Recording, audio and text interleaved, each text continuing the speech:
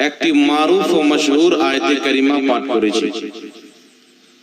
আল্লাহ তাবারাক ওয়া তাআলা বলেন, লা তা'তাযিরু ক্বাদ কাফারতুম বা'দা ঈমানিকুম। আল্লাহ বলছেন তুমি ঈমান আনার পরে কাফির হয়ে গেছো। কাকে বলছেন?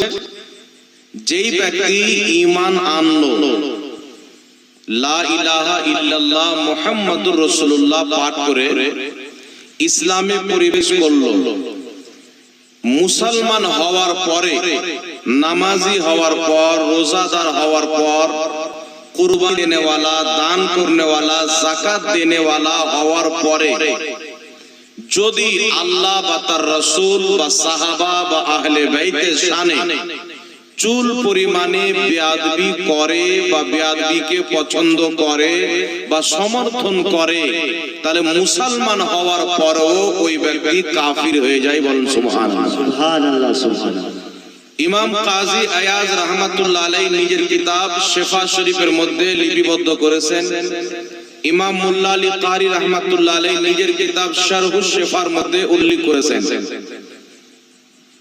ইসলামের ফতোয়া হলো, তিনারা লিখেছেন যে সারা পৃথিবীর সমস্ত উম্মতের এই ফতোয়ার প্রতি ইজমা রয়েছে, এই বিষয়ের প্রতি সবাই ঐকমত।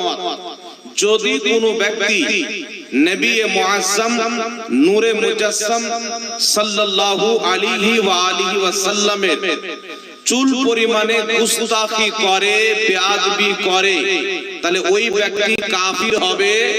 তার কাফির হওয়াতে যারা সন্দেহ করবে তারাও কাফির হবে। জোরে বলুন সুবহানাল্লাহ। তাহলে আল্লাহ পাকের কোরআন থেকে আমরা কি বুঝতে পারলাম?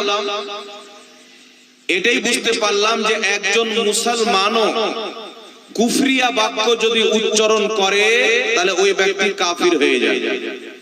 উদাহরণ আপনাকে বলে